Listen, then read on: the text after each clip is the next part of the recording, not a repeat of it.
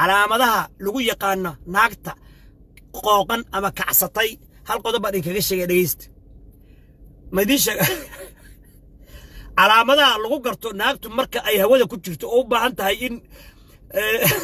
hadii la ku idbahayo hal qodob baan caawa kaga sheegaya marka hal calaamad baan idin sheegaya maanta was real yani ma been aniga ma sheegayo marka islaanta hawada ku jirto ila qooq baabatay bariyakan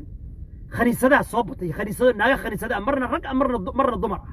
marna naaga marna rag hadii la ku idmay nimaw naageed baa la dhahaa hadii la ku idmay qabilow baa kamid ah haddaad aragtid naagta oo fariisan la haddaad aragtid naag labada lugood saa u kala haysa war u fiirsan maxaan ku yidhi haweeney labada lugood saa u kala haysa saa u kala ballaqan haddaad aragtid oo ku hor fadhida ama inta ku soo hor fadhiista labada lugood saa u kala baxaysa hawl bay u baahan tahay haweentaas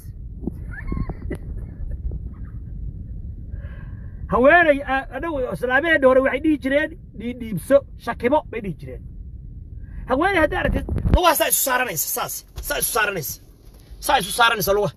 saa isu saaranaysa haddaad aragtid oo geedkeedii halkaa ka muuqdo yaa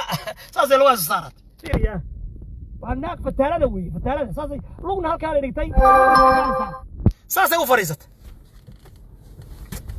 ama saasay isu kala waniisay inta ku soo hor fadhiisatay bay saas u kala qabatay naagtaas hawl bay u baahantay waxaa looga baahan yahay haweenka waxaa looga baahan yahay inay dhiidhiibsadaan baa looga baahan yahay inay maaragta shakibtaan baa shakibo gabar yahay dhiidhiibso waa la calaamadaas macnaheedu waxaa weeye hawadaad ku jirtaa hawl baad u baahan tahay waxaa weeye calaamadaas bay maanta noo joogaysaa